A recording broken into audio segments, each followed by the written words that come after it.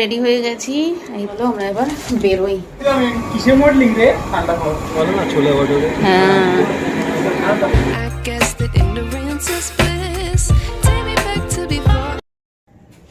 Good morning, চলে এসেছি ছাদে। তো তোমরা সবাই কেমন আছো? আশা করি ভালোই আছো, আমিও ভালো আছি। তো আবার একটি নতুন ব্লগ শুরু করলাম, নতুন একটি দিন। সারাদিন সাথে থেকো, পাশে থেকো। চলো সারাটা দিন চলে একসাথে। ছাদে চলে এসেছি কারণ গাছগুলোতে জল দেবো।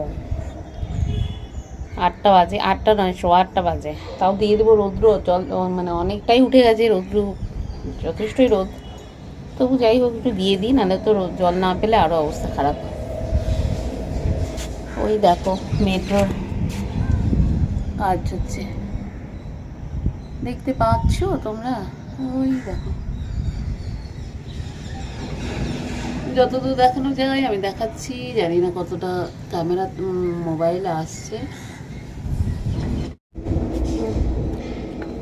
চলো জলটা দিয়ে দিই।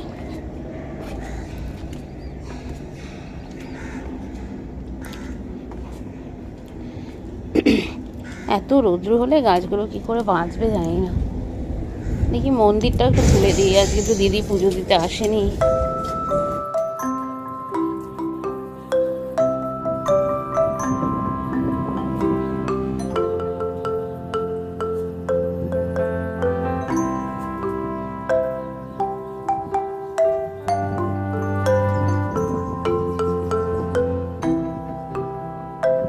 গাছে জল দেওয়া হয়ে গেছে, এবার একটু মন্দিরটা খুলে দিই। মন্দিরটা খোলাও নেই আজকে। এই যে লাইটটা নিভিয়ে দিই।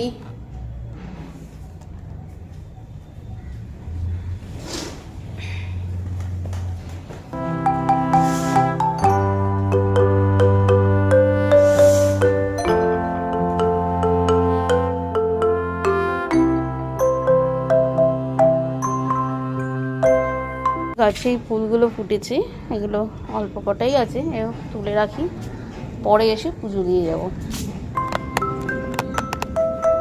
এই দেখো জবাটা, কি সুন্দর জবাটা দেখো, খুব সুন্দর।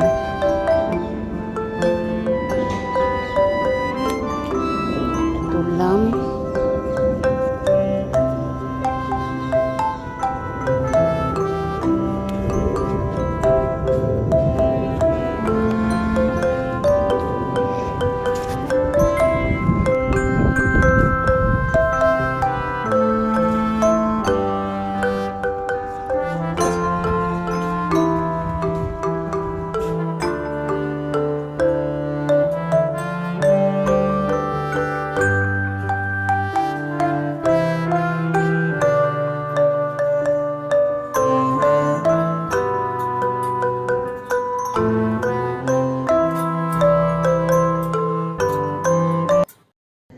ওপরে জল দিয়ে এসে বিছানা গুছিয়ে নিলাম, সোফা টোফা যা টুকটাক যা গোছানো গুছিয়ে নিলাম, ডাস্টিং করে নিলাম।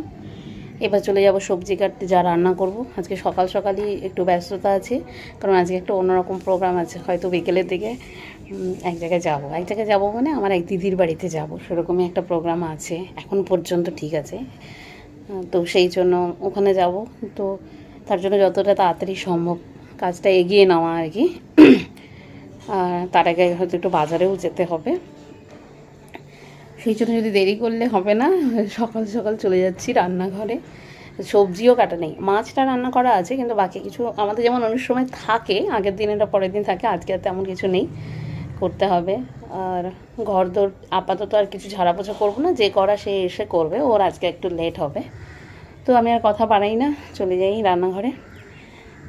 আরে বিকেলে যেহেতু একটা জায়গায় যাওয়ার প্রোগ্রাম আছে, তোমাদের বললামই তো। দেখো কোথায় যাই, কেন যাচ্ছি, সঙ্গে থাকো, স্কিপ করে কিন্তু বেরিয়ে যেও না, সারাদিন থাকো, তাহলেই দেখতে পারবে কেন গেলাম, কি কি কারণে। আজকে আলু পটলের তরকারি করবো, সবজি কাটা নেই, তোমাদের বললামই।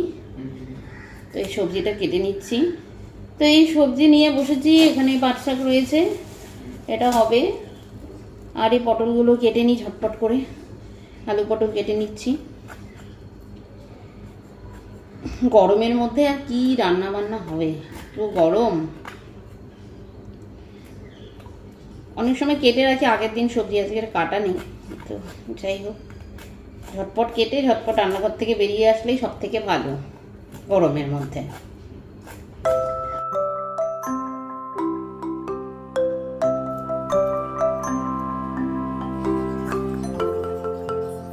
তো প্রথমে পাট শাকটা ধুয়ে বসিয়ে দিলাম। পাট শাক তো খেতে খুব ভালোই বাসে কাসুন্দি দিয়ে, তো যাই হোক বসিয়ে দিলাম। পাট শাকটা আমার হয়েও গেল। এই আমার আলু পটলের তরকারি বসিয়ে দিয়েছি, এটাও প্রায় হওয়ার মধ্যে। আলু পটলটা তো সেদ্ধ করে নিয়েছিলাম, আর এদিকে পাট শাক করা হয়ে গেছে। এইবার একটু টিফিন ব্রেকফাস্ট করবো। ওদেরও ব্রেকফাস্ট হয়ে গেছে, 10:15 বাজে। এবার আমি ব্রেকফাস্ট করবো। রান্নাবান্না সব হয়ে গেছে, দেখালাম কমপ্লিট রান্না। এই রান্না করে সব কমপ্লিট করে টেবিলে সব রেখে দিয়েছি। রান্না হয়ে গেছে, ভাত হয়ে গেছে। এবার যেমনটা তোমাদের বলছিলাম একটু বেরোবো, তো আমি এখন একটু বাজারে যাচ্ছি। এই বেরোচ্ছি, এখন তাও 11:15 বাজে। এখন যাচ্ছি, আস্তে আস্তে 1 ঘন্টা তো লেগেই যাবে মনে হয়। এসে তারপরে স্নান করবো। স্নান করিনি, এসে স্নান করা, পুজো দেওয়া, অনেক কাজ আছে, এসে করব। বাবু একটু বেরিয়েছে,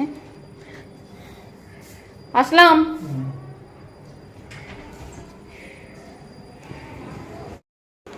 তো আমরা রেডি হয়ে গেছি, এই তো বাবাও রেডি হয়ে গেছে।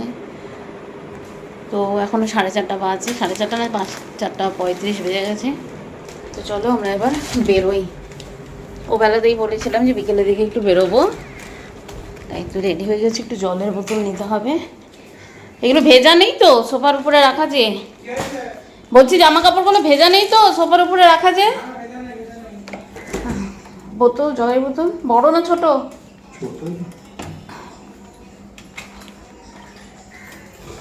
চলো দাঁড়াও, একটু জল নিয়ে নিতে হবে।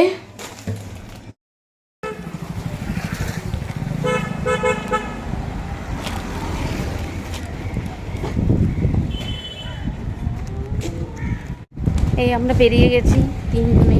বাবু হচ্ছে, বাবু হয়েছে, আমি। এখন কটা বাজে? 4:45 বেজে গেল। 4:30 বেরোনোর কথা ছিল, 4:45 বেজে গেল। চলো তাড়াতাড়ি এবার এগোই। তো প্রথমে বাসে করে আমরা মেট্রো স্টেশন যাব। তো এই বাসে উঠে পড়েছি। এটা সরকার থেকে আজকে স্পেশাল বাস দেওয়া হয়েছে, যেহেতু আজকে অনেক ট্রেন বাতিল আছে প্ল্যাটফর্ম মেরামতির জন্য। তো আমরা প্রথমে বাসে চড়ে মেট্রো স্টেশন পর্যন্ত গেছি, তারপর সেখান থেকে মেট্রোতে চলে গেছিলাম। এখনো মেট্রোটা লম্বায় দেখি দাদা পাশাপাশি। না না, এইটা আবার তোমাকে অত লম্বা বোঝা যায় না তো। এই যে সুকুমার দাকে অত লম্বা, কিন্তু এমনি হ্যাঁ, কিন্তু অতটা বুঝি না, কারণ ওমকে সেটা হতে পারে। ওমের আজকে কি কততম জন্মদিন? 15। আচ্ছা, আমরা চলে এসেছি। এসে এখন যাওয়া হয়ে গেছে। আমি গল্প করতে করতে, এটা হচ্ছে মানে গরম থেকে কি বলবো, নিস্তার পাওয়ার উপায়। তবে আজকে ট্রেনের সমস্যা থাকলেও কিন্তু আমরা ভালো মতো এসেছি, তুলনামূলক বলো। ট্রেনের সমস্যা ছিল, কিন্তু আমরা ভালো মতো এসেছি। মডেলিং করেছি আমি। কিসে মডেলিং রে? ঠান্ডা খাও। ধরছো কি করছিস রে? Hair dryer? হ্যাঁ, ওই দেখো ওরা 2 ভাই মিলে এখন হেয়ার ড্রায়ার করছে। একজন ওরা দুজন দেখো বেশ মজা করছে। ওম কত বড় হয়ে গেছে। তো বার্থডে বয় আর তার বন্ধু বান্ধবরা সবাই মিলে ওপরে যেখানে কেক কাটা হবে সেখানে ওরা একটু মজা করছে, আনন্দ গান বাজনা করছে। তো গানটা তো আমরা শোনাতে পারছি না, যেহেতু একটা কপিরাইটের সমস্যা হতে পারে, সেই জন্য ওটাকে মিউটে রেখেছি। আর বাকি আমরা সব উপরে চলে এসেছি। এতক্ষণ নিচেই বসেছিলাম, এখন উপরে চলে এসেছি। তো এখানে ওরা মজা করছে, এরপরে কেক কাটা হবে। ওর সব বন্ধুবান্ধবরা এখনও এসে উপস্থিত হয়নি, সেই জন্য লেট হচ্ছে। সবাই এসে গেলে কেক কাটিং সেরেমনিটা শুরু হবে। এখন 9টা বেজে গেছে। ওর বন্ধুবান্ধবরা সবাই চলে এসেছে। আর এই দেখো কেকটা খুব সুন্দর দেখতে। তো যাই হোক, ওরা রেডি হয়ে গেছে সব, এখানে আমরা চলে এসেছি। ও সবাইকে ডেকে ডেকে, সব বন্ধু বান্ধবদের ডেকে ডেকে কাছে করছে। তো এইটাই আর কি মজা বাচ্চাদের বার্থডে আর কি। তো কেক কাটার আগে একটু ফটো সেশনে চলছে। তো স্বাভাবিক মা বাবাকে দুপাশে নিয়ে ওর ফটো তুলছে।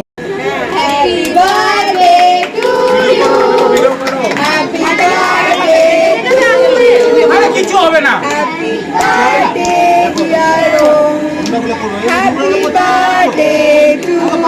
বলছিলাম সাইডে দিতে।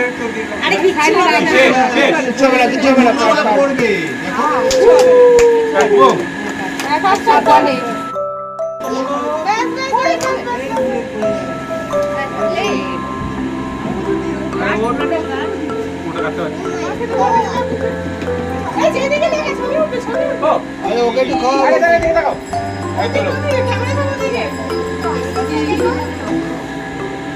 ওকে একটু খাও। কেক সেরিমনি কমপ্লিট হলো, এবার আমরা বসেছি, এবার খাওয়া দাওয়া শুরু হবে। তার আগে আর যারা উপরে চলে এসে না, কেউ আর নিচে যায়নি, সবাই যেহেতু বাড়ি ফেরার একটা তাড়া আছে, সবাই মোটামুটি চেয়ারে বসে গেছি অপেক্ষা এখন খাবারের। আপনারা কমপ্লিট করুন, তারপরে যেহেতু এতটা দূর ফিরবো তার জন্য আমাদের পক্ষে অনেকটা রাতই হয়ে গেল। তো এখন কেক ফেক কাটা কমপ্লিট হলো, এখন খাওয়া দাওয়া হবে। তাও প্রিপারেশন নিতে তাও মনে হয় শুরু করতে করতে আরও 10 মিনিট হয়ে যাবে। এখন কটা বাজে? বাবা 9:35 বেজে গেছে। এই আমরা কেক কেটে এখানে বসেছি, আমি উল্টো দিকে ও বসে রয়েছে।